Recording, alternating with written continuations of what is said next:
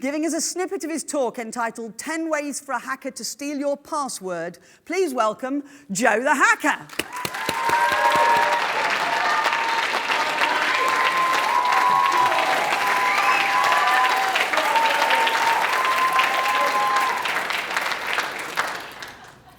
The UK government estimates that the cost of cybercrime to our economy is £27 billion per year and rising.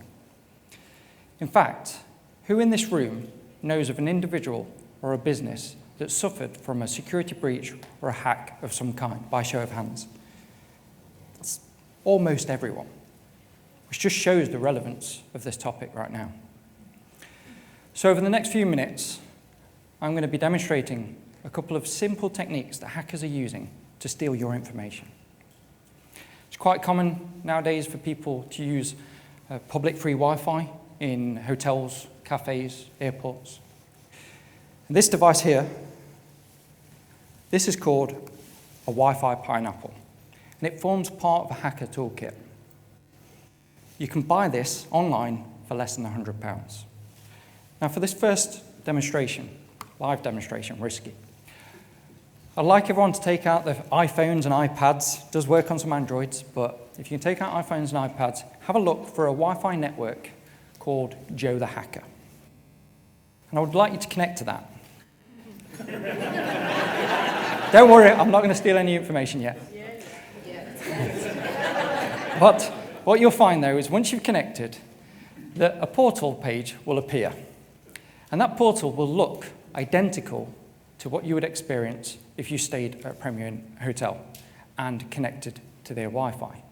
Only we're not at a Premier Inn. So what you're seeing is what's presented to you by that device.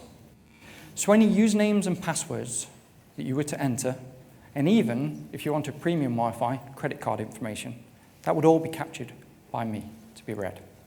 That's scary, isn't it? How simple that is to steal information. So I want to talk to you about shoulder surfing as well for a moment.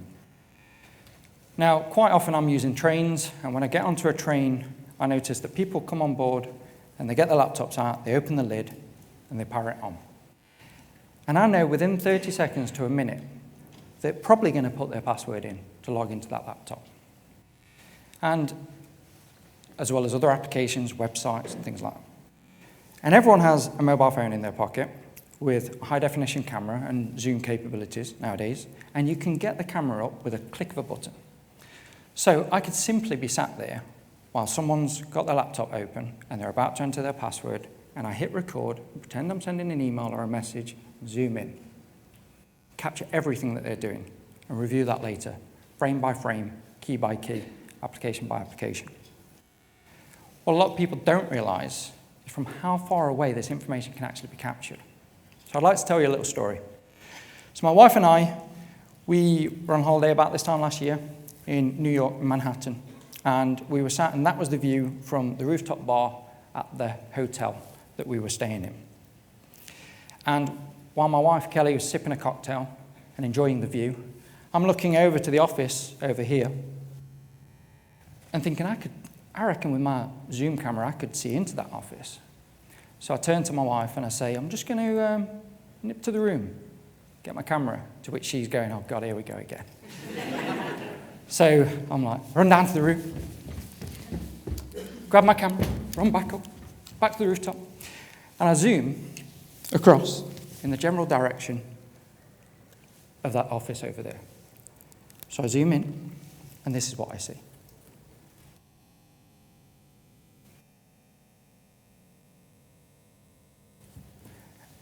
And so I zoom in a little bit further.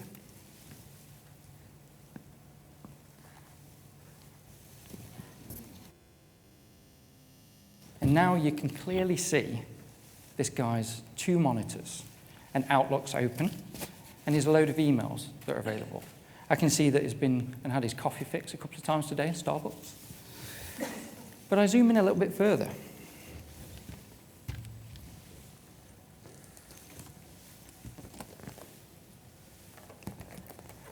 And you might not be able to tell from there where you're sat, but I can actually read the subject lines and who sent emails to this individual, which I could use for a targeted attack later on. Now, what can we learn from this? Well, firstly, when you walk away from your screen, lock it so that other people can't see. Also, don't have monitors facing out into a major city with thousands of people potentially peering in. When it comes to Wi-Fi, make sure you disable Wi-Fi devices when you're not using them, and be suspicious about public Wi-Fi in general. Finally, if you're traveling on a train, make sure that you use a screen protector, a screen privacy screen, so that people can't see from the side. Thank you. I've been Joe the Hacker.